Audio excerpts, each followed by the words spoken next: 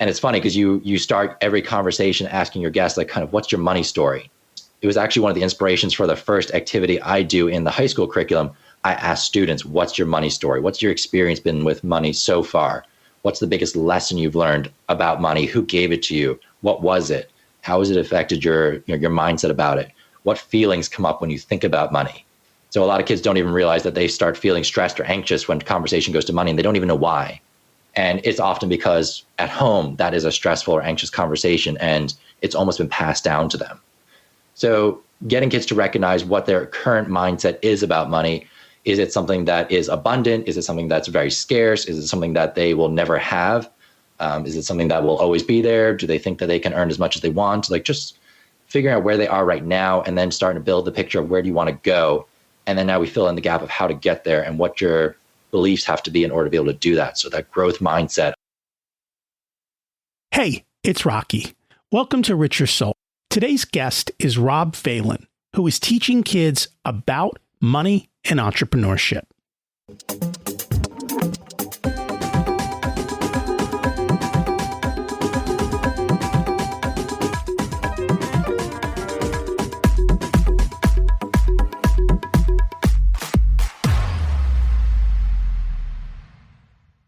Imagine it's 12 months from now, and you've achieved your major life goals. How does it feel to be in the best shape of your life? To wake up energized, excited about the day?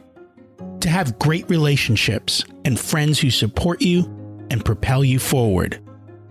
How does it feel to have an excess of money, to be able to make the choices you want? To be fearless and open to trying new adventures? Imagine being connected to the universe and it providing everything you desire. It's possible over time, and your past does not dictate your future. The only thing holding you back from this vision is you. It's time to take control of our thoughts and use them to our advantage.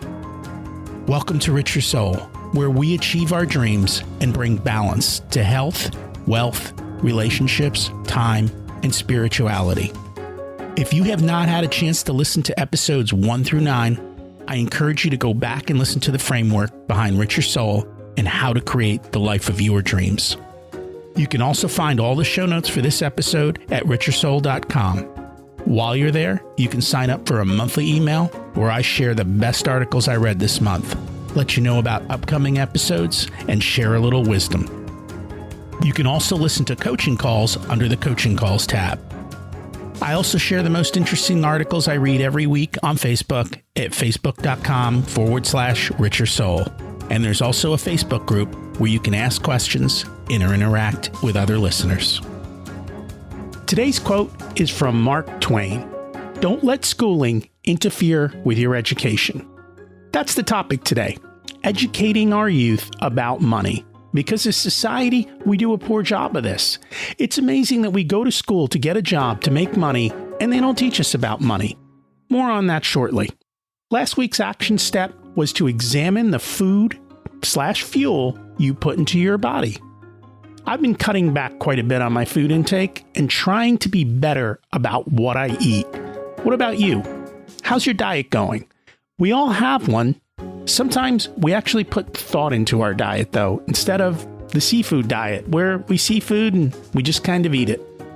Now's the perfect time for you to make changes in that part of your life. Now, more than ever, we need to be mindful and intentional with our money. Understanding our cash flow and knowing where it's going, being intentional and having a large emergency fund to hold us over. And also having more than one stream of income, because you never know what's going to happen. We have multiple streams in our household from different businesses and real estate. If you need to chat about your money situation, please connect with me. I offer a variety of coaching solutions from a one-time call to monthly coaching. Whether you're a person or business owner, I can help you build a strong foundation so you can weather storms and sleep at night. There's a link in the show notes to get on my calendar or just email me, and we can schedule a short chat to see about your situation and if I'm the right person to help you. There's no obligation on your side. Please take action, though, before it's too late. It's rocky@richersoul.com. The cost of inaction is way too high to not get help. Our guest today is Rob Phelan.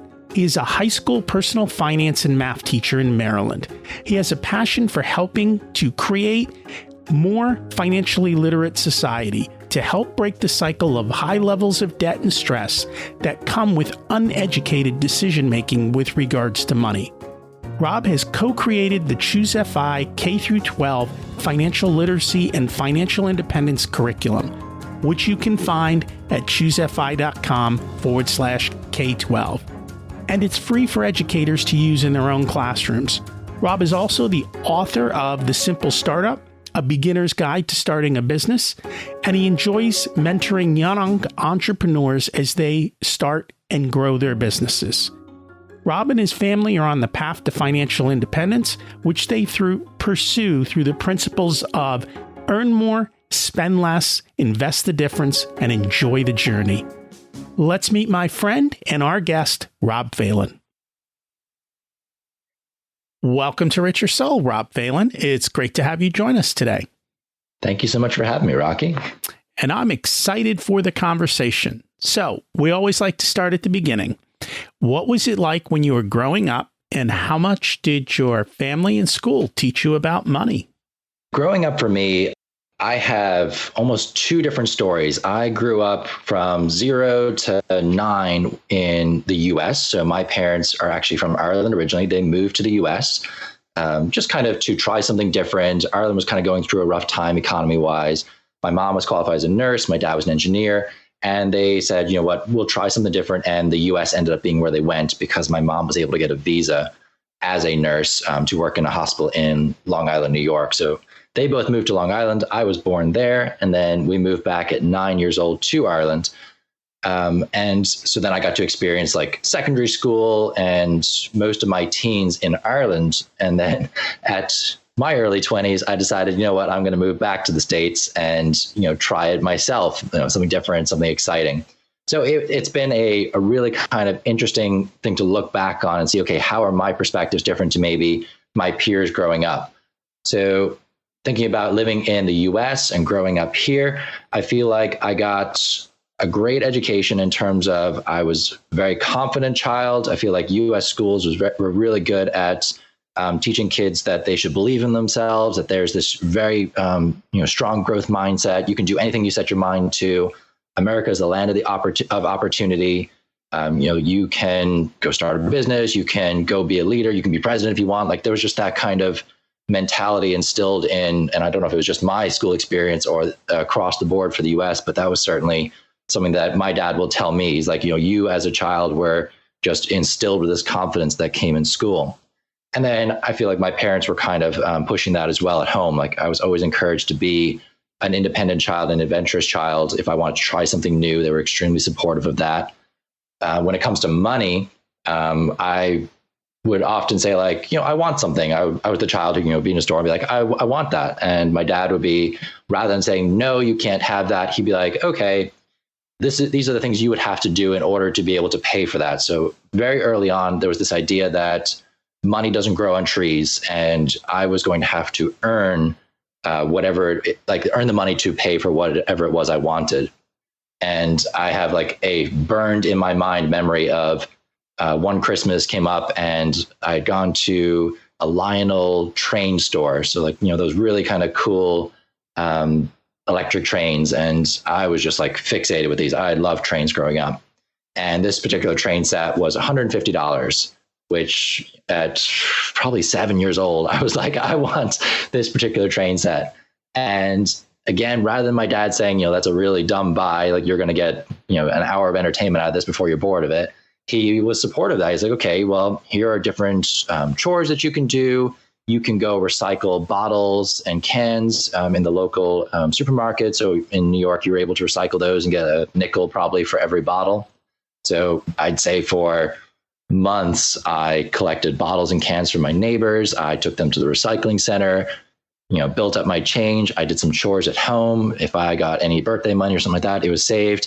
And then I blew it all on this train set. And while I really enjoyed that I had the train and I got great enjoyment out of it for more than an hour, probably a couple of weeks. It was something that I look back on now and I'm like, all right, well, I totally wasted that money because like there's no use for that train. I don't know where it is anymore. It probably lasted like 1 or 2 years before it either broke or my parents decided, he doesn't play with it anymore, get rid of it. So I realize now that my parents were willing to let me fail. They were willing to let me go out, try something, figure it out for myself. And they didn't really try and direct my actions too much, which like I really appreciate now. I feel like it gives me that very much that independent mindset and the idea that go out, try it, see what happens, test it. And then if it doesn't work out, it's a lesson learned as opposed to a waste of time or a waste of money. And those are some impressive lessons that they shared with you. So how is that different than when you went back to school in Ireland? So I went from a school of, I think 700, an elementary school in the US of 700 to an elementary school in Ireland of 52 students. So I was one of 52 students in the entire school, the entire elementary school. And this went all the way from pre-K up to 6th grade. So there was like 7 or 8 different level of student in this one building. So like my graduating class from that school was 10. And we were the biggest class in the school by far.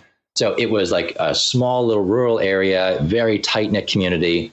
And then I was the American that came in and was not necessarily immediately welcomed in there because I didn't have the same kind of mindset, just the same mannerisms as the locals. Like, I don't know. I felt very different at first. And then as I kind of grew up into secondary school, I start realizing that the Irish culture is just a little bit more laid back. It's a little bit more go with the flow. Things will be grand. And I really like that a lot. Now as an adult, I'm kind of like, a little too wound up. Sometimes when I think of living in America, like sometimes I'm like, oh, I wish for the Irish culture where, things just do go by a little bit easier. We don't stress about as much. We don't worry about as much. Time just seems to have a different meaning there. Like if you say you're going to be somewhere in 10 minutes here, you're supposed to be there in 10 minutes. You say you're going to be there somewhere in 10 minutes. Like it could be 10 minutes. It could be an hour. Like it's just kind of flexible. People don't expect to be somewhere at a certain time, which I really appreciated as I got older for sure. And that is a very different type of culture in a very different way of looking at things. Definitely different than living in New York. Yes. And like New York and just the US in general, I feel like is a very much a go-getter, high expectation country. Like we have a very strong work ethic. Like you are going to work hard. You're going to earn that American dream. And it allows a lot of people to pursue financial independence. Like it's a dream that you can achieve here.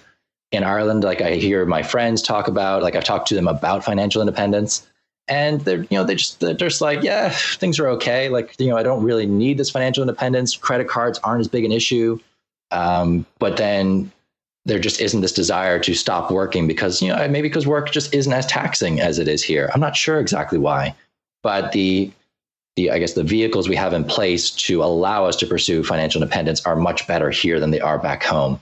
Like the idea of a Roth IRA doesn't really seem to exist back home. The pension is still a very kind of mainstream system. Like people have a pension, they pay into it, and the pension takes care of them when they're done. So it's, I don't know, how long pensions been gone here in the US? Pensions started disappearing in, I would say, the 90s, because by the time I started working, I never had a pension. I do know people, the only people around my age that I know with pensions are usually in the government, or there's a handful of people who's were with some companies that still had them. But I think by the end of the 90s, most companies had just done away with pensions because they realized they couldn't guarantee the payouts and they would truly have to fund them. And in the US, most pensions, even today, most government pensions are not fully funded. And that creates a major problem. Yes. And I'm very fortunate. I'm a high school math and personal finance teacher. So I still have a pension through my job, but I know it's not something that I would ever be able to just rely on to take care of me when I get to the age where I can start drawing down from it. And even the pension that you have today is not the pension that a retired teacher has today. I mean, they have dramatically cut back what it is from what it used to be. Yeah, I'm sure. Another story kind of came back to me from my Irish part of my upbringing. So when I was getting to secondary school, so this is about 10th grade, we had a year that is it seems unique to Ireland. And it's where you get to choose an optional year. So you get to your end of your 9th grade, your school says to you, hey, there is this optional 10th grade year. Do you want to do it or not? If you say yes, you're in school for an extra year. If you say no, you skip it. So you would go straight into the equivalent of 11th grade, continue your academic education, graduate at 12th grade, and then go off to college.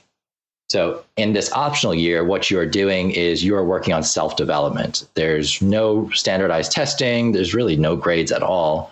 And it's all about trying to figure out more about yourself. So we've got things like you would do your drama in that year. So like we did the school play, and all kids are encouraged to act in it, whether they feel like acting is their passion or not. So it's different to maybe like a drama club that you would get in a high school here. In terms of physical activity, like you're encouraged to try things that you would maybe never do in a normal school situation or at home even. So like we went kayaking, we went surfing, we went hiking, just like different things that you wouldn't normally do. We ran a school newspaper as part of like our English like class to stay in touch with English. For math, we were experimenting with probability, but it was mostly like doing casino games and talking about how like odds and percentages would work for you and against you. And I feel like that's where like a lot of personal finance would have fit in had they considered teaching it. And then the one that, I loved and sticks out most in my memory is my business studies class. So I never took business studies up until that point. And it was one of the classes that was encouraged in this optional year. It's called transition year. And the business teacher, he basically said, we are going to start our own businesses.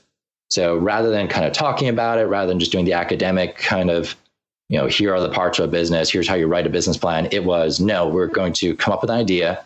You're going to turn it into a real business and actually go sell it and make money. And the make money part was kind of like a hopeful thing. But I think most kids who actually like really took it seriously or tried it did make money. And I learned so much from that exercise of going from an idea, actually starting it. So like getting off the piece of paper and saying, okay, what's next? Let's do it. Let's put it in motion. And then selling to people, selling to my peers, selling to adults. So like, it's not as easy as it sounds. Like you have to really think about, okay, how am I presenting myself? How am I presenting the product? Am I making it sound appealing? Am I able to negotiate when someone, is saying that they want to make me an offer for like a bulk discount or something like that? And me and my two friends who ran this baking company, we made cookies and brownies and we sold them at lunchtime. I'd say we came back with about 500 euros profit. Impressive. And actually, I was just at an entrepreneurial meetup the other day, and that was the conversation. And this was more towards the college level of you can't learn to run a business out of a book. You have to get hands-on experience. And so they're talking about collaborations with the colleges and businesses to get kids actually getting into a hands-on situation so that you can attempt to do things. The other problem, though, is unfortunately we have lots of issues in America. And the other meeting was how the one high school group that started baking cookies made a lot of money. Turns out they were sneaking marijuana into the cookies. So, it's both sides of the spectrum. How do you do things? And also, how do you deal with these kinds of issues? So, yeah, that was that as a teacher who also runs this particular project, and I think we'll talk about that in a little bit. That is something that is definitely on my mind. And I know it's on my administration's mind. Like they keep a very close eye on us when we do this project. And I think it is because they want to make sure that students are being respectful of, what the rules of the school are and certainly what the laws are when they're doing their business. Absolutely. So there's something very interesting about your dad because it's not normal and maybe it's Irish culture. He likes to bargain. Is that an Irish culture thing, or is that just a him thing? I think it's a bit of both. He's probably a little bit more on the extreme side, but yeah, certainly I feel like there is a lot of, particularly in the agricultural and rural areas, like there was this idea that, you were negotiating on things. Like there wasn't even a set price. It was kind of like, what are you offering? Here's what I think it's worth. Let's go back and forth a little bit. Sold. And he kind of brought that idea, I guess, over to the US. And he, I would see him a lot trying to negotiate for different things. And particularly when we would go on vacations, like if we went to a country where negotiation was more of an acceptable thing to do. Like I noticed when we went to Turkey that like pretty much every stall you went to, like the price was not the price. That was the price that caught maybe tourists who weren't used to negotiating out. And really every vendor was almost expecting you to start countering and going back and forth a little bit and then come out with an actual deal. And I know that every time I go to buy a cell phone, I will always inevitably walk away with the case for free, typically, because I'm like, okay, well, I'm spending $1,000 or no, I've never spent $1,000 on a phone, but like $500 on a phone. What else can you throw in here? Because I'm spending $500 on a phone in your store. And, just by asking for these things, you put the ball in their court. You don't say like, I want X, Y, and Z for free. You kind of say, well, what else can you do? Can you sweeten the deal in any way? Can you, throw in something that would make this a bit more of a bargain for me? And listening to Ramit Sethi talk about this kind of idea as well, like I feel like it is something that we don't do enough in the US. We don't, and it works. So it varies by store. I have bargained at Home Depot and Lowe's. Back in the day, I could bargain at Sears. I'm trying to think where else. I always bargain with the cable company. I mean, that's a constant, type of back and forth. And we just got another online service. I attempted to bargain with them. They didn't bargain. I tried with Dish Network. They didn't bargain. But, my wife wants Sirius XM in the car, and they do bargain. So It's surprising. You have to time it right, and it's amazing what they will do at the appropriate times. If you tell them you're going to disconnect, more often than not, a lot of them will come up with deals. Sometimes they say no. And at that point, feel free to walk out and buy it somewhere else. Because unfortunately, we're in a society now where, great deals for the first year and then double your price for the second year, especially with cable and some of these other services. And you have to have the ability to just go somewhere else. Yeah. And just to kind of add to your list, your local bank, if you get charged an overdraft fee, like, I got one recently where I didn't time my deductions and income at the right time. So they kind of all were going out on the same day, but the output went out first before the money came in. So I had a temporary overdraft on my account, got a $35 charge for it. And I just called them up and said, look, I've been a customer for 7 years. This doesn't happen on a regular basis. Can you waive the charge? And they say, let me talk to my manager. And then they'll come back on the phone in like 5 seconds and be like, yeah, you know what? I was able to do that for you. And, it's kind of a win for both people. They think they're giving you a solid and you're kind of like in the back of your mind, like, yeah, I knew that was going to happen anyway, but thank you very much for your time. And, the cable company is another one for sure. Phone, internet, that sort of thing. Credit cards, like if there is an annual fee, sometimes you can take a shot at trying to negotiate it. I know with my Chase card, I had the Sapphire Preferred, tried to negotiate off the $95 annual fee when the first year was up. They weren't having it, but they did say, we'll do a Chase Freedom card, which is no fee, and we'll just transfer over your entire credit limit to that card. So that's more commonplace, but like certainly like trying to negotiate these things off is something that we should be trying to do. I know when we went to buy our townhouse, like that seems to be one place that people are willing to negotiate. Like when it comes to buying a home, we're like, I'll put in an offer on the house and then people will counter and it's expected. Like we went low on our townhouse just because we looked at what other townhouses were going for in the area. And we actually submitted a letter with ours saying like, look, we are a young couple. We're going to be starting a family. Like we knew the couple selling it were also just after starting their own family. And we actually ended up winning the house, but we were not the highest offer. So just things like that, it's something that could save you a couple $1,000s very easily. And we forgot the big number two expense, which is cars. They always negotiate. Oh, yeah. I like to feel like I got a deal, but I just still don't know. I bought my car new, which I bought a Toyota Corolla. So I bought a new car that was 15 grand. And I feel like I got a deal on it, but I feel like he was also very happy too. So I'm not sure who actually got the better deal, but it was one of those ones where you both walk away feeling like something good happened. In the art of a good negotiation, you both should. Yes. So it's not about beating somebody up. It's that balance on both sides. Totally agree with that. Yeah, the best negotiation the best negotiation is the one where both parties feel like they've won. Absolutely. So in speaking of that negotiation, you actually got through, was it your master's without paying much for it? Yes. Very fortunate as well that undergraduate education in Ireland when I was going to college was totally funded by the government. So I went to college in Ireland for free. My parents were able to cover the room and board. And then since then, there have been some fees brought in, but it still was a fraction of what it costs to go to college here. And then for grad school, I'm very fortunate, like things line up, and I'm a firm believer in, luck is when preparation meets opportunity. Like there are things that happen that are lucky, but there are certainly things you can do to improve your chances of that luck happening. And just as it happened, I was in Rochester, New York. I was playing soccer in a local indoor league. And this girl that I was playing with was telling me about her job. And she was a graduate assistant at a local college. She was coaching their girls soccer team and going to grad school at night. And the college were paying for the grad school plus giving a stipend. And so I was, naturally very interested about this, talked to her about it. And she told me in the end, I'm just about to finish up. I'm just about to graduate. Are you interested in this position? If so, you should apply for it. And I was able to apply to the athletic director there, had an interview, and I was the first non-alumni of the school to actually win that position.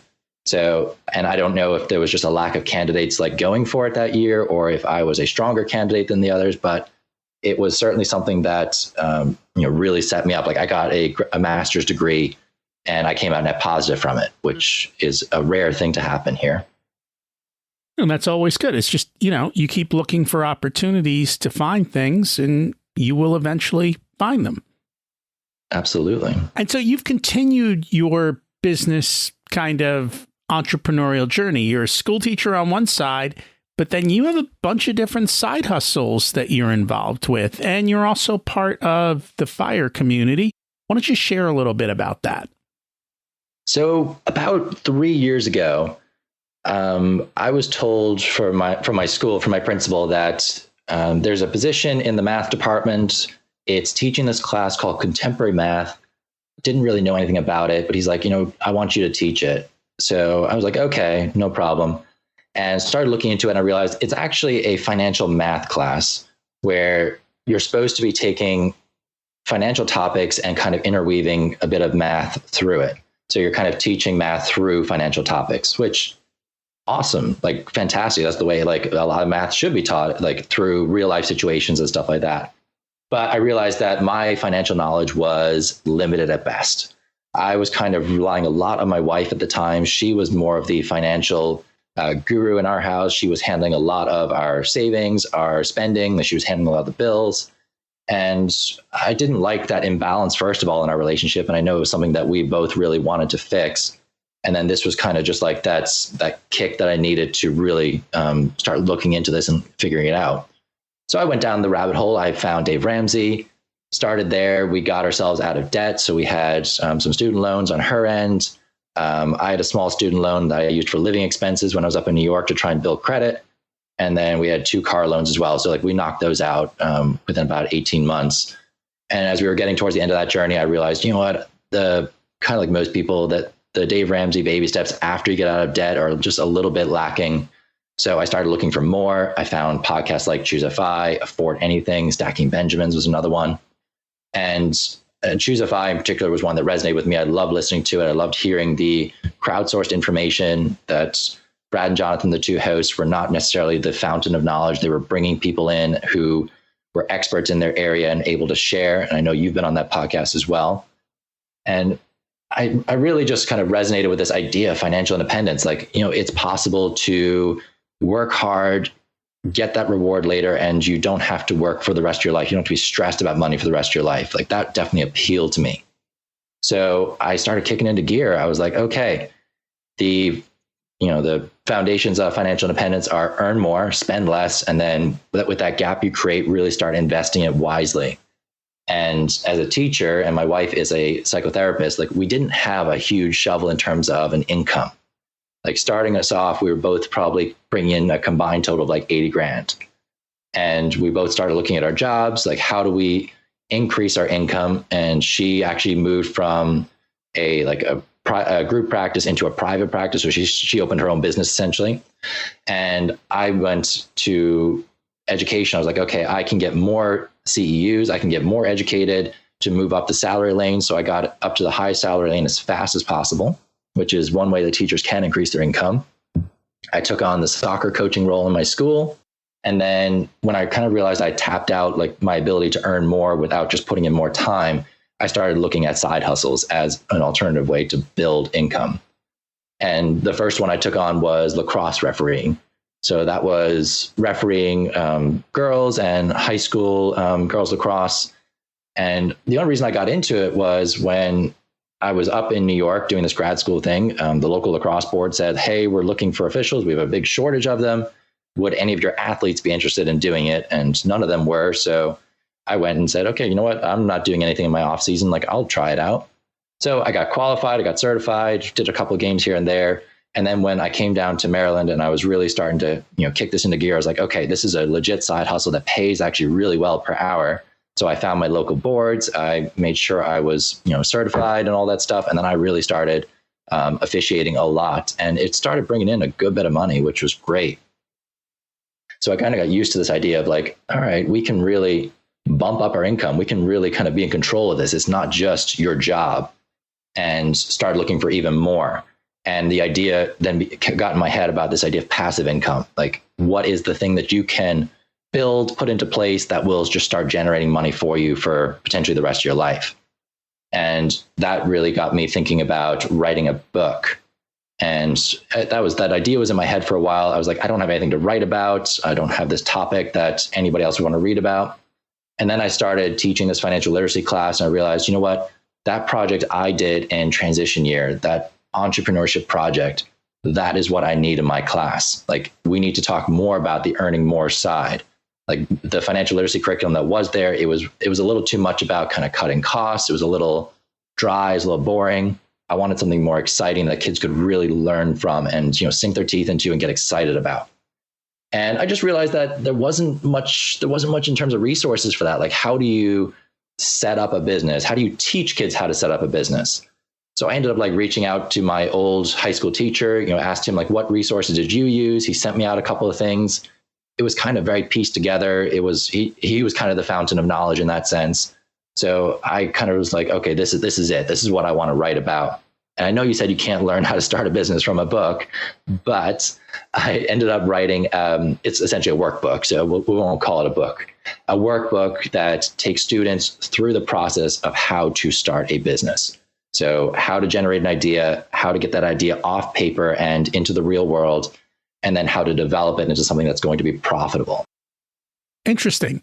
So this is one, and you mentioned Ramit earlier. Ramit always tries to teach people a million side hustles and all of these different things. And I've been listening to another podcast recently about, it's called Start From Zero. Mm-hmm. And he has a very different way of looking at things, in the sense that most business owners are what he calls technicians, right? So you could be in a trade business, so you're a plumber. You could be in the online space. You sell an online course, so you're building this course to sell knowledge. You could be an author, right? So you're writing a book to bring knowledge to somebody. And it goes for any business. You might be in the software business, so you create a software product. What he said is most business owners are looking at this from the technician side, which is the wrong way to look at it. What he said is, go look at it from the customer side. What's the customer's biggest pain point? Find their pain point, ask them what the solution that they want to be. In other words, what does it look like when this pain goes away? How does that picture look? Then go find a technician to solve the problem. And so it's not the technical knowledge that brings the money. And I think this is why a lot of people struggle with business, because they're trying to push their idea onto the world instead of figuring out what does the world need and want and willing to pay for, and saying, okay, here's a way to achieve the solution that you want to achieve.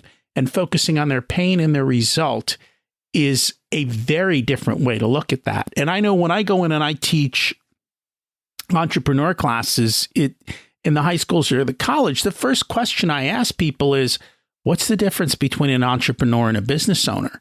Because they are very different people, right? The entrepreneur is the one who finds someone else to do the work, whereas the business owner is the one who's living in the grind, doing the work. And for kids, and especially when they're in high school, it's a lot. It's like, hey, this is called cheating, right? Your teacher wants this test and all these things answered.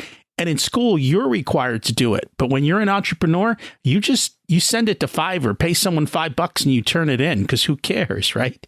And you move on. It's a very different way of thinking. I don't know if you covered that as much in the book, or if you're going more the traditional path. It's definitely covered in the book. So there's two ways of looking at it, and you kind of hit the nail on the head for one of them. That people are afraid to start a business because they don't have the technical skills to execute the idea that they think they might have. So you come across some pain point in your life and you're like, it would be really cool if this app existed. And then it stops there because you're like, well, I don't know how to code. Done. And I was listening to, I don't even know what podcast it was, but it was a really interesting story about a teacher from Australia who was a gym teacher. So phys ed teacher, no software skills whatsoever. And he's bringing in over 100K every year because he is now selling these apps for gym teachers. So he had a pain point in his life. He's like, what? I need an app that helps me. I think it was to break down and analyze video. And he didn't have the skills to do it. But instead of stopping there, he asked himself, well, who does? And kind of like the Fiverr Upwork idea, he found somebody who had the technical skills, and together they created what it was going to look like. The other person built it. And then they went and sold it. And he's done like 30 different apps that way, and still has zero technical knowledge when it comes to coding or building apps. So that is certainly absolutely one way you can go.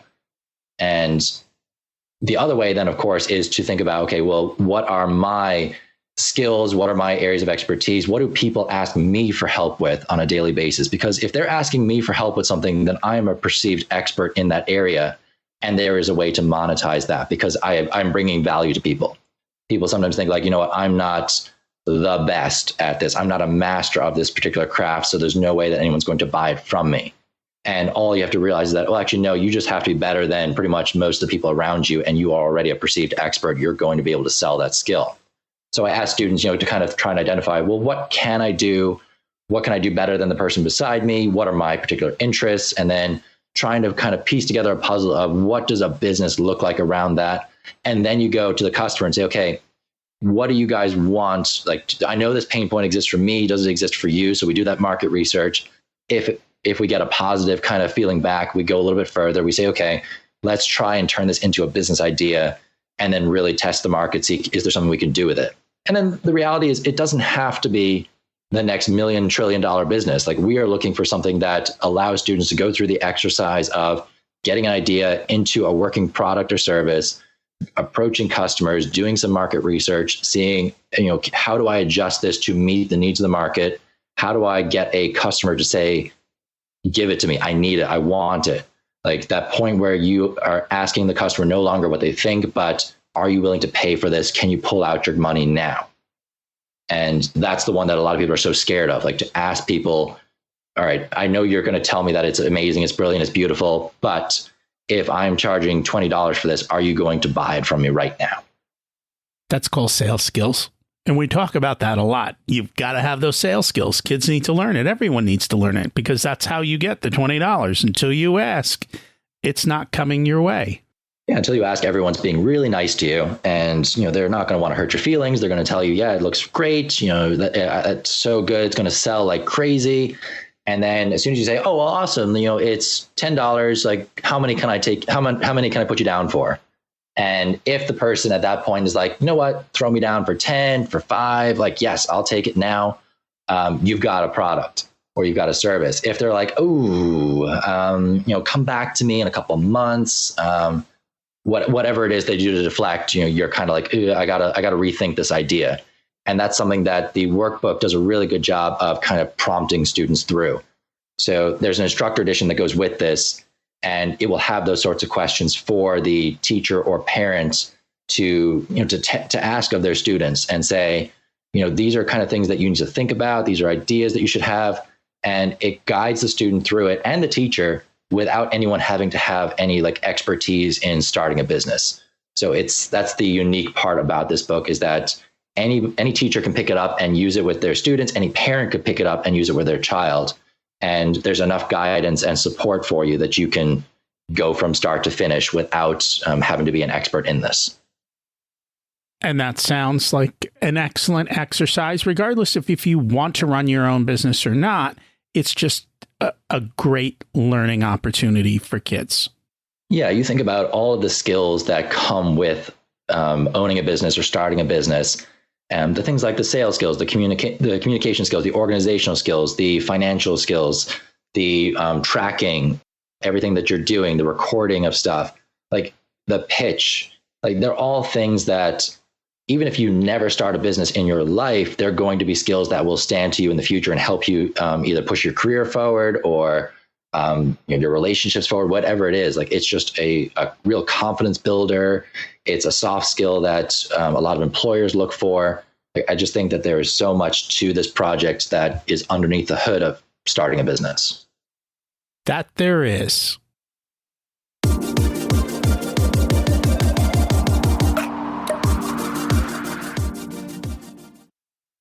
As a business owner, you love what you do.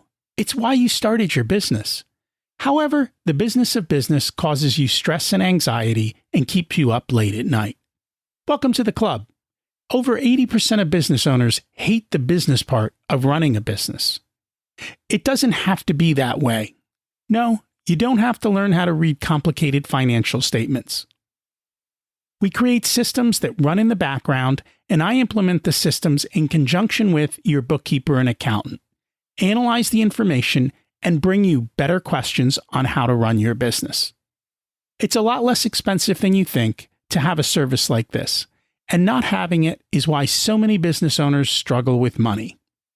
The outcome is you can focus on what you love in your business, knowing that your finances are in order.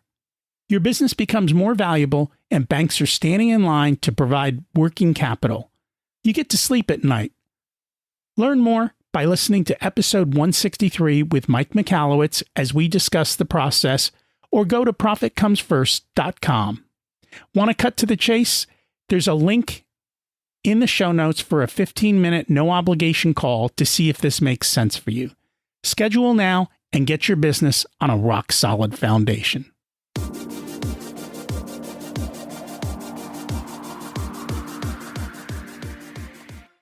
So let's talk a little bit about what you're seeing with kids in school today. A couple things that I've heard recently. There's a statistic out there that says 73% of kids want to be entrepreneurs. And I'm seeing it kind of being the hot new major in colleges. It seems to also be picking up a lot in the high school curriculum as well. The other thing, though, I've heard, and it's a good thing these kids want to take this path, is they're talking about if you go out 15 or 20 years, they're expecting us to have an unemployment rate probably in excess of 40%, because so many things that are now done by people will be automated or replaced by technology, which means that you've got to do something different, and the world's going to shift. We don't know that we'll have 40% unemployment because we may find new opportunities, but I think you're going to see the way that we've lived for maybe the past 100 years since we shifted out of an agricultural to a manufacturing / service economy is about to take another shift again. And so people are going to have to learn to think and be more flexible. And I think this is a great way to kind of do that. Yeah. And like technology is not something that grows in a linear path. It grows exponentially. And we are like, I think back even to what my childhood was like versus now, like where my dad had like a first computer that you still had to type in commands to get it to do anything you wanted to do, to what computers look like now. Like, and that's only, I'm 30 years old. So in the space of like 25 years, like computers have exploded in terms of what they can do, their processing power and so on. And it's only going to get stronger as we move forward. Like what work and what the world looks like now is going to look very different in 10, 20, 30, 40, 50 years. So I guess I hope, and I don't buy into the idea that unemployment would ever reach 40%, because I feel like we will adapt and we will find different needs that people are going to have to fill. It's going to become sink or swim. Like you will have to find a way to survive. And humans do that very well. So I'm imagining that it's going to look very different to what it looks like now, but I just have no idea. I always thought that was such a fun experiment to kind of try and imagine what the future does look like. But in terms of your thought about the 73% who fancy themselves as entrepreneurs, I hope that's a stat, because that is awesome. I'm kind of wondering in my head, though, is this like take into account that like kids are like, yeah, I want to be a YouTuber or a professional gamer or something like that. And I'm like, probably. That's what I get a lot when I ask kids, what do you want to do? Oh, it's like, I like games. I like watching YouTube. I'm going to put those together and be a YouTuber. And I'm like, fantastic. How many videos have you recorded? None. Okay. So it's kind of that, what do you call it? A goal without a plan is still a wish or a dream. So trying to get kids to be like, if they want to pursue something like that, this is the time to try it and fail or try it and succeed. So if I get a kid who tells me they're really into video games and, YouTube is something that they're really into, I'm like, okay, let's do it. Let's start your YouTube channel. What are you going to talk about? What are you bringing to the table? How can you monetize this situation? And, getting them to actually go through the exercise of thinking about it, which sometimes it's very encouraging for kids. Like, yeah, I think I want to do this. And then sometimes they're like, it's not really what I thought it was going to be. It's work. It's still work. And I mean, my son he's a gamer. I'm like, you know what? You can be a gamer, but here's the deal. You got to make money at it. And he does win money at it. So I'm like, all right, if you can win a bit of money at it and it's a reasonable hourly wage, have fun and make money. I'm cool with it. There's all different kinds of ways to make money these days. Yeah. And I had a student group last year who they wanted to do video games and they didn't really like the YouTube idea. And instead what they did was they started an esport tournament in the school. And, basically it was an excuse to say, okay, we'll bring in a bunch of TVs, we'll bring in a bunch of consoles, we'll charge people like $5 to register. It'll be a knockout competition and the winner will get half the money and we keep the other half. And it was just so simple and easy to execute. Like they were able to start it and finish it in a week. And they could have done more events if they wanted to, but that's all they really wanted. And even just that experience of running something like that, getting people to sign up, getting people to actually hand over money is a big moment for kids. Like when they make that first sale, that's usually the feedback I get at the end is like, you know what, I was able to get somebody to part with their money. Like they worked hard for this money and they were giving it to me in exchange for what I was providing. And, that's a big moment for any kid, any teen, or any adult for that matter. That is very, very true.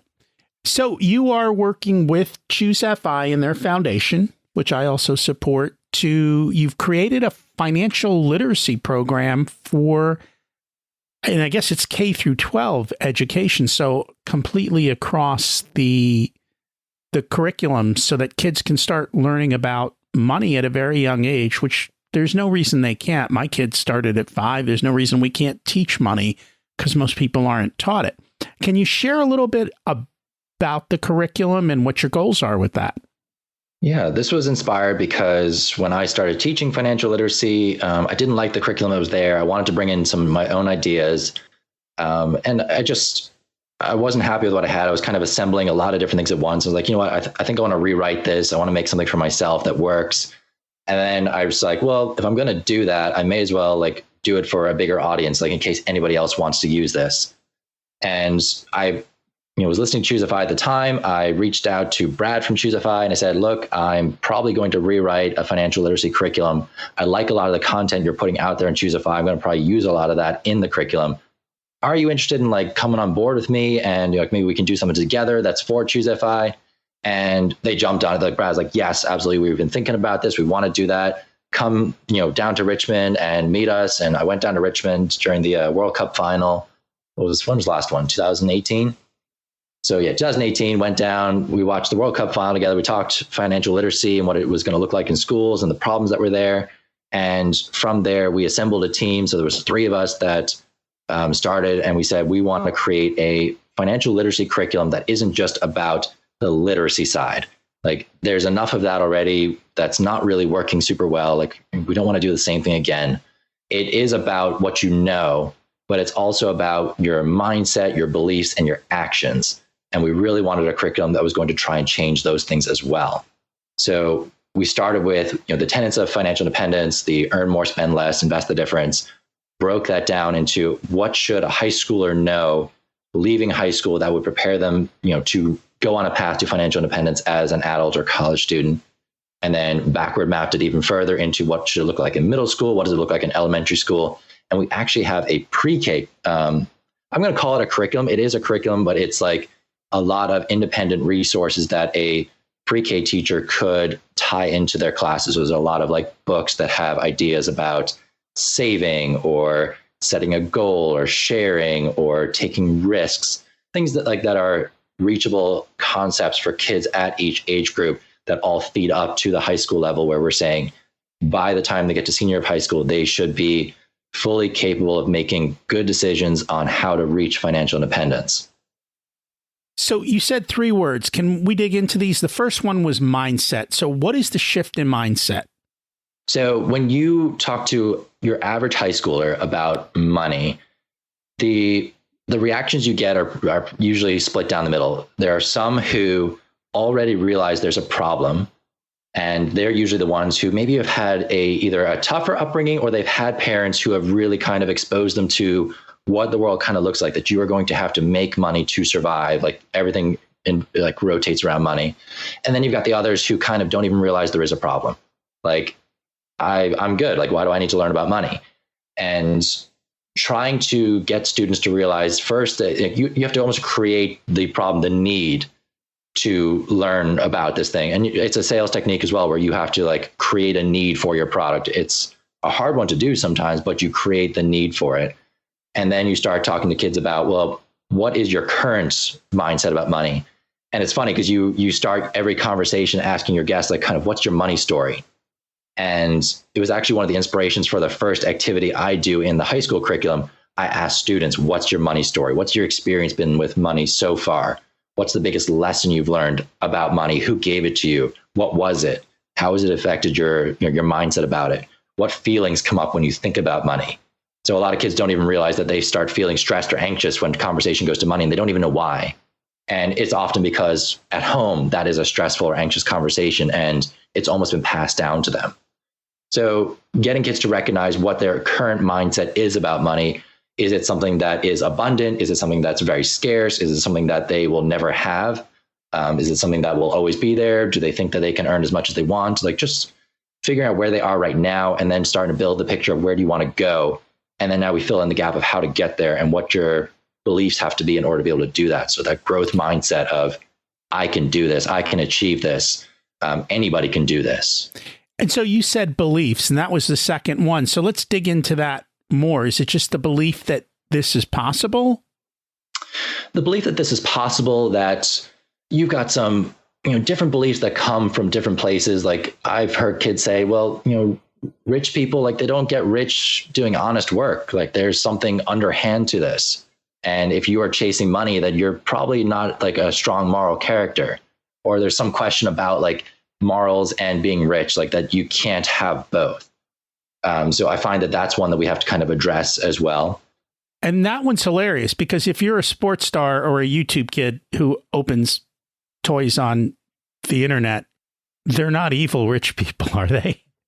It's like, I think sports stars and like musicians are almost the exception to the rule. They are the the exceptionally talented people. They're not the normal, like they are the ones who, they did it like through hard work or talent, but I don't have that talent. So, that's not me. So they can't identify with them very well. Whereas they look at like, I don't know, if you throw out someone like Warren Buffett or Jeff Bezos, like that, or Elon Musk, like they're like, oh, they there's no way they just kind of did that through hard work. There must be something underhand about this. Getting rich through the stock market, like there's no way you can do that with like just knowing what the average person knows. So trying to almost break that that ceiling that they feel like it's not possible for the average person to build wealth.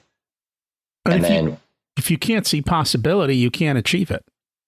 Exactly. Like you're limited by what you can see, and it's that case of the more you know, the less you know, the more you think you know, sort of thing. So they're kind of like there's such a limited view of the world sometimes that they feel like they know how it's supposed to go. And then the more you expose students to, the more they start to question, well, what is possible? What can I do? And I found that myself, like as I started diving into this financial independence idea, as I started growing as a person, I just got older as well. I started realizing that there was just so much more out there. Like there are so many avenues to getting to financial independence. It doesn't all have to look the same. Not everybody has to be the software developer making $200,000 a year that's going to get to this financial independence idea. Like that's the limiting belief that we're having to break as the FIRE community, that like it is something that is achievable for everybody. The Playing with Fire documentary was a great example of that for people to see. They're like, oh, they're kind of two average Joes. Like they were able to do it. Why not me? Well, you can go be a plumber or an electrician or a master mechanic. A master mechanic for an auto dealership makes 6 figures. There's plenty of opportunities out there to make money, even with traditional jobs. And then it goes back to spending less than you earn, which is a whole nother topic. And why do we do that? Like, if I were to ask you, Rocky, what is the purpose of money? What would you tell me? So for me, in the beginning, when I was young, I had the wrong purposes for money. I thought it was about status. It was about wealth. It was about self-worth. Now it's just about freedom. Like money gives me freedom to do what I choose. And it's just an exchange medium. Yeah. And that's the one that, we're trying to change for students. Like for a lot of students, they're like, money is what I use to buy the things that I want. Like that's where it stops. It's not the tool that allows me to do what I want with my time. It's not the thing that allows me to be extraordinarily generous and support things that I want to do to chase down my passions. It's kind of more that instant gratification. It's what allows me to get what I want right now. So we are trying in our curriculum to address that. So you do activities like a needs versus wants activity, where you start really trying to boil down, well, what do you actually need to survive and what is a want? And then, the wants are the things you can start cutting out when you want to create that space until later when you do have a little bit more money, and then you can start bringing them back in again. And that's true. I think people think they have to live a life of never having anything. That's not true at all. If you build a strong foundation, you let the compound curve take over time, you can have everything you want. You just have to do it appropriately and at the right times. And you can have it all, but you can't have it all now. You've got to kind of follow the path. The last one you talked was actions, was taking actions. So how were you bringing them to take action? Is it those thought processes or something else? A lot of those things. And when we were trying to think about how are we going to measure the success of the curriculum, how will we know if we've met our goal of changing the financial literacy and the behaviors? The behaviors was one that was hard to measure. So what we ended up coming up with was the system called the Passport to Financial Independence. And I surveyed a lot of people in the financial independence community through different Facebook groups. And I asked, what are the things that you would say a high school student should try and achieve before they graduate that would get them on the path to financial independence? Not what they should know about, but what they should do. And I was able to get 40 different behaviors. And these are things like have a savings account, have a checking account with an app on your phone, like just very basic things that are very achievable for most people. And it built all the way up to, let's have a brokerage account, get a Roth IRA. Most of you guys are making money in high school. Why don't you have a Roth IRA? Start now. And in this passport, the students will have to try and achieve as many of these stamps as possible. So there's 40 different stamps. each a different behavior. They're trying to achieve as many as possible because there are benefits to doing that. So I have a local bank who came on board as a sponsor. So every 5 stamps a student gets, there's different levels of prize that they win from the sponsor. And that's a great way to kind of incentivize it a little bit. So if the class is, so there's individual prizes like that. And then if the class as a whole has 200 of these behavior changes, they will get a pizza party sponsored by the local bank. Like not a huge prize, but enough that it kind of tweaks their interest. And like, okay, you know what? That's only about an average of 6 per person, which doesn't seem like a huge number. So everybody kind of contributes to that number. Some are really going to go after it. Some are going to kind of do the minimum. And the teacher along the way is recording how many of these behavior changes happen. And then by the end, you can say, you know what, my class had 300 of these positive financial behavior changes that if you look at another student graduating high school, if we measure those, they're going to be exceptionally different in terms of what they have done, the wheels they put in motion to get themselves on a path to financial independence. Out of curiosity, are you doing anything to talk about the cost of college and the value of college? Value is a huge conversation, and not just for college, but for most things you buy. Like, what is it that you value, and how does your spending reflect those values? And I think you said it in a recent podcast episode of yours that if you want to know a lot about a person, you look at their calendar and you look at their bank statement. Was it a bank statement?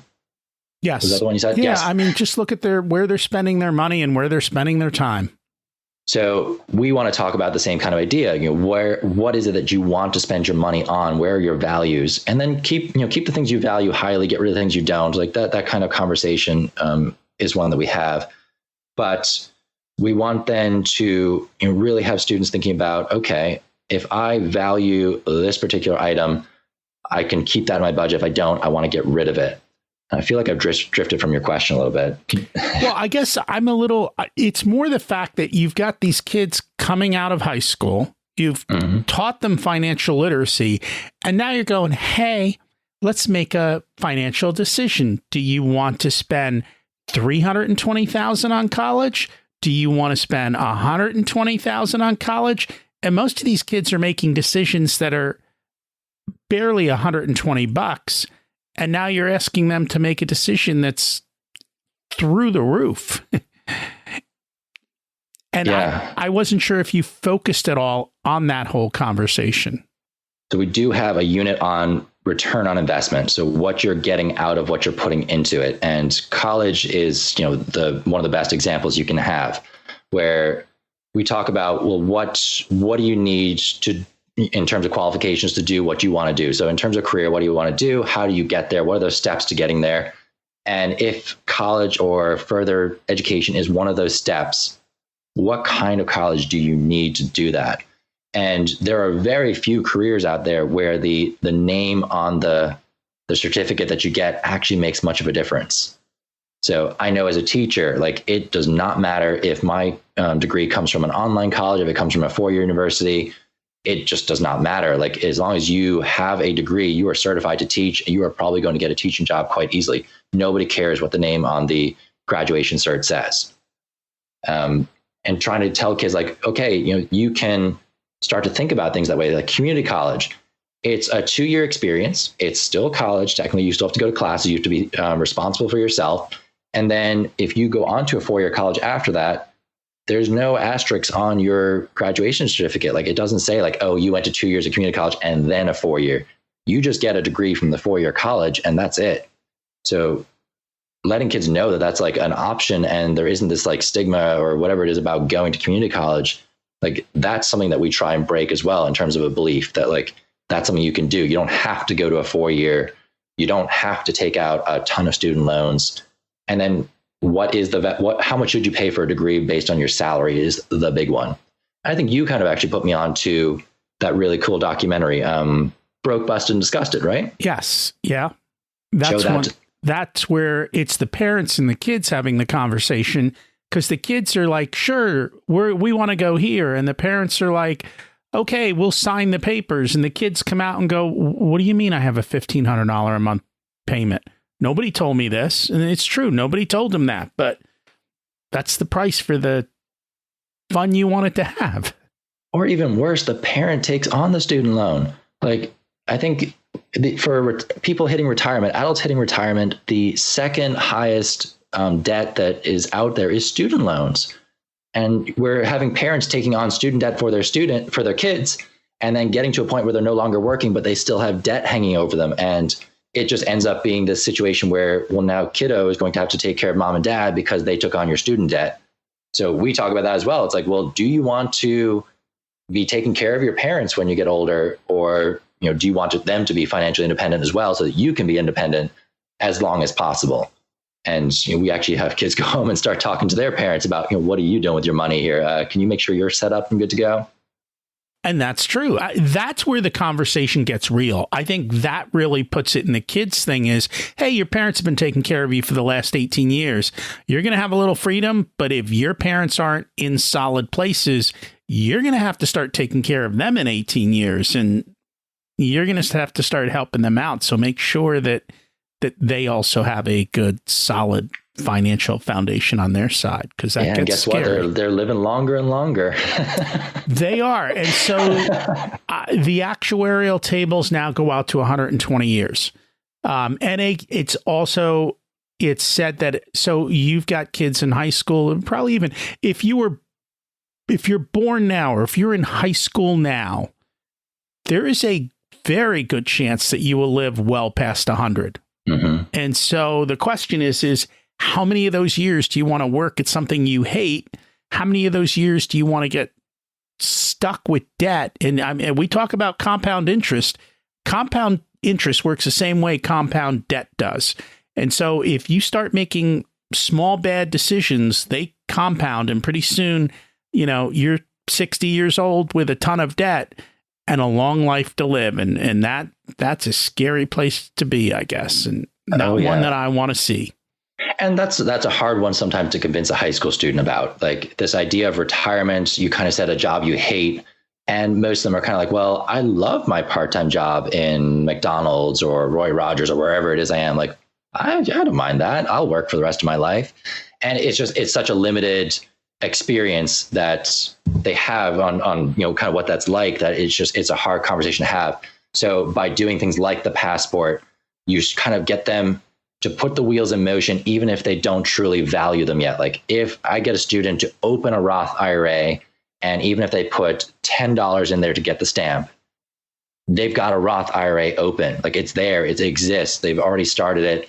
And then when they do kind of realize, okay, I should be starting to make an automatic contribution, it's not as big a hurdle to jump. And they already got a lot of the things in place to make that happen. So yeah, really trying to give the students the tools that they would need to be successful, even when they don't necessarily realize the importance of them or the value of them just yet. So you do try and create that need as much as possible, but retirement is a hard conversation, a hard sell with kids. And I don't doubt that. I think it's more the conversation with their parents and going back and forth. There's another resource that I found. It's called Nitro College. They have a calculator that you can go in, pick your school, pick your major, and it pretty much tells you, red, yellow, green. So, and this is also the conversations you have to have. If you're a smart kid who has parents that don't have a lot of money, you're going to Harvard and you can get into Harvard and your parents make $75,000 a year, you're set, because Harvard will give you money. At the same point, you're a smart kid and you go somewhere else to a state school and your parents make $75,000 a year, it might cost you a lot of money to go to that school. You've got to find the match of where the money and the way they give it and how they give it matches your particular situation so that you can maximize how little you have to pay.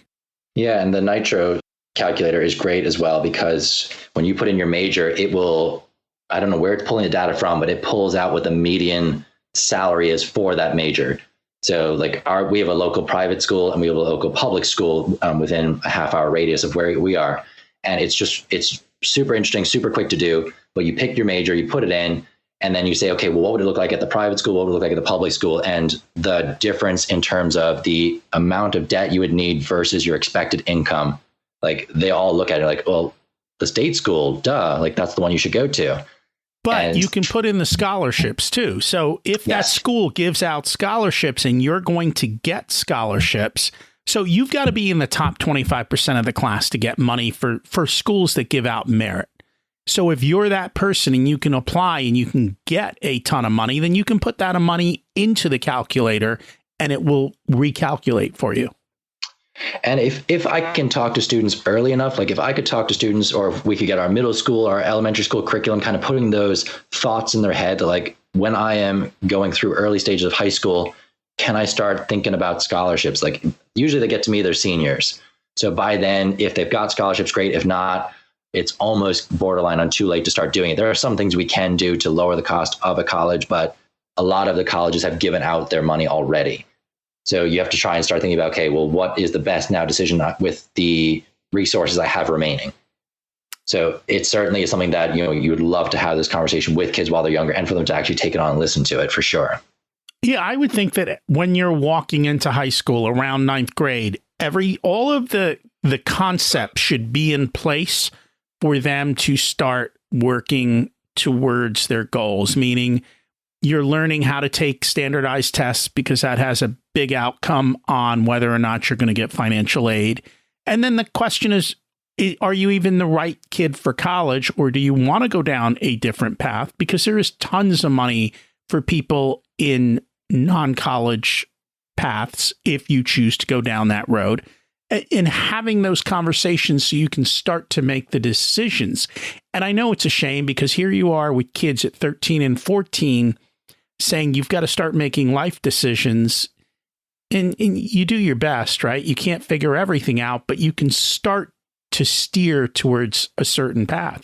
And I know my son struggled with that because he had to make his choice of colleges when he was a sophomore in high school, because we're like, you're going to go crank out all these credits.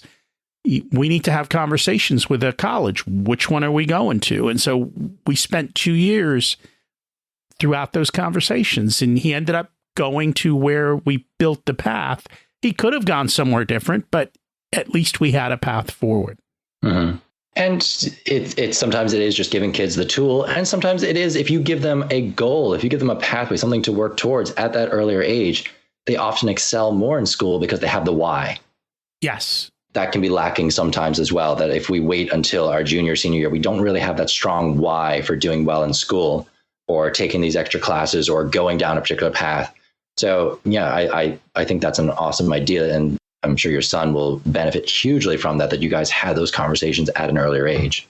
Yeah, because I would think that if you're not having the conversations and the kids are getting fed up by 10th, 11th grade, they're already on the downward slope unless they've got a plan and a direction and somebody holding them accountable. Mm-hmm. So I always like to ask, what is an action step people can take this week to move forward? Well, I'm going to go back to the entrepreneurship idea. And that would be, if you haven't ventured into any sort of entrepreneurship or side hustle, like just start kind of flexing those muscles a little bit. What are pain points that other people have? What are pain points that you have? What are your particular skills? What are things that people ask you for help with? If you are listening to those people around you and they are having either conflicts, arguments, they're moaning out loud about something that's bothering them, just start listening, take it in, and then start going through the exercise of what would the solution to that look like? And don't stop there in terms of like, well, I don't have the tools to make that solution happen. Now start thinking, okay, next step, who has those tools? How could I manage this project? Do I have those tools? Like, what would that next step look like to turn this into a business? And you don't have to follow every single idea. But if you start going through that exercise over and over again, think of like, start either writing them down, keep them somewhere, and then eventually be like, okay, there's a little bit of space in my life. I want to start acting on one of these, and just go through the exercise of starting it. Like, that is what the simple startup is so good for. It gets you off the paper and into a business. It doesn't have to be the forever business. You're not going to necessarily go and turn this into a massive enterprise, but it gets you used to that idea of, how do I go from concept to actual running real life, a business?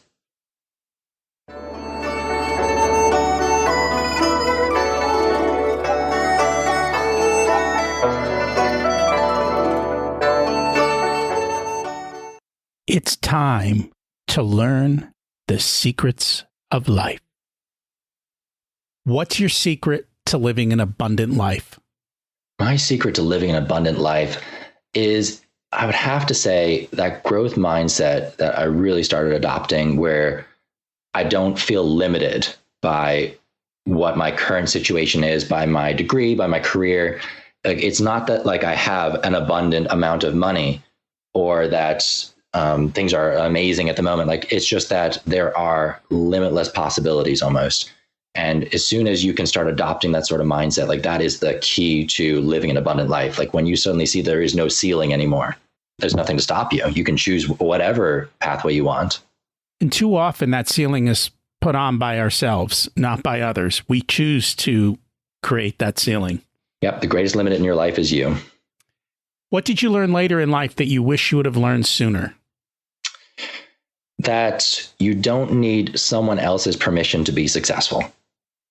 That particularly when it came to writing this book, I had this limiting belief that, I am a math teacher. I didn't really have any sort of degree in literature and in writing. I wasn't a particularly creative writer when I was growing up. And I almost felt like I don't have the right to even think about writing a book because I just don't have those kind of certifications, those skills.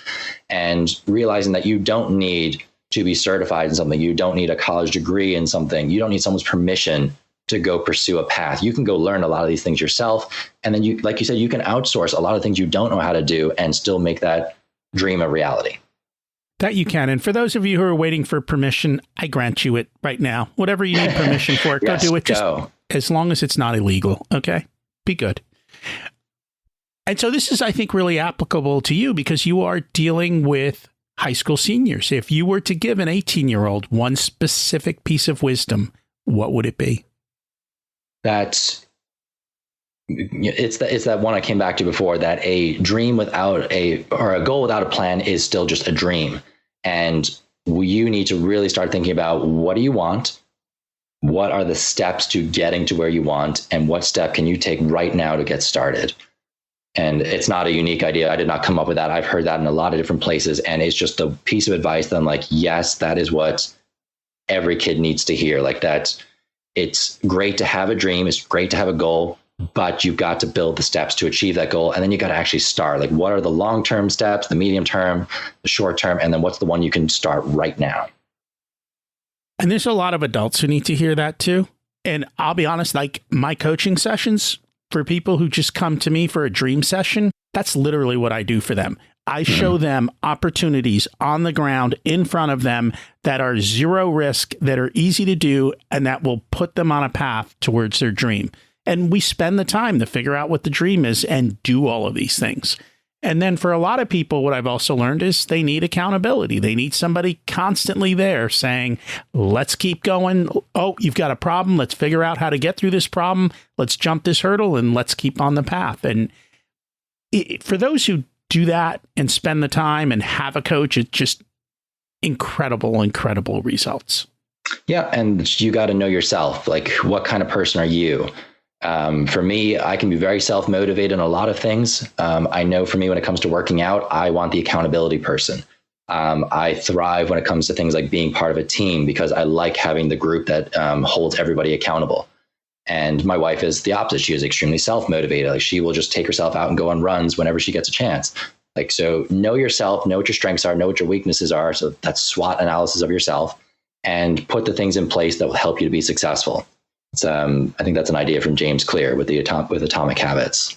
And that very well may be. That was an excellent book for those of you who want to change your habits. If people would like to find your materials, learn about the curriculum, what is the best way for them to find information and connect? If you are interested in the Simple Startup, the workbook, either as a teacher or as a parent or for yourself, you can find that at www.thesimplestartup.com. So that will have a preview of the books. You can kind of take a look at it, see what it's about. It will also have the links to buy on Amazon and Barnes & Noble. If you are interested in the curriculum, so this is a free to use curriculum for if you're a homeschool parent, if you are a teacher, if you're an administrator, if you are an interested parent who wants to get something like this into your school, you can find it at choosefi.com/K12. And then if you want to reach out to me directly, you can email me at rob@choosefi.com. And I will put all of those in the show notes along with some more so that it makes it easy for you to find it. Thank you so much for joining us today. Rocky, thank you so much for having me. And thanks everyone for listening. I really enjoyed the conversation with Rob. Now is the time to start teaching your kids about money. But first, you may have to get your story straight. The reality is this is much bigger than just your kids. It's about society in general. I volunteer at local schools to teach about money and entrepreneurship, both at the high school and college level. I took responsibility for my kids, but I'm also willing to talk to their friends. It's time to lead, step up and learn like Rob did, and then share. And let's make sure the next generation is financially strong. Check out the links and the free curriculum he created with Choose FI. This week's action step: flex your entrepreneurial muscle and look for pain points and what the solutions are. In times of trouble, millions are made. Are you going to be part of that winning group? The choice is yours. We all have unique abilities and opportunities at hand. For some, life may force you to look at things differently. It's best to be prepared. As I said at the beginning, don't wait till it's too late to get help. Be proactive. If I can help you, use the link in the show notes to schedule a no-obligation call to discuss your needs, or just email me at rocky@richersoul.com. If you're still listening, you must have liked the episode, so please share it with a few friends. It can start a great money conversation, and I'd appreciate it. I'd love to connect with you on the Facebook page or Facebook group for Richer Soul, so stop by, say hi, and ask your questions. Let me know how you're doing and how the information I've shared has helped. Thanks for listening. Have an abundant week.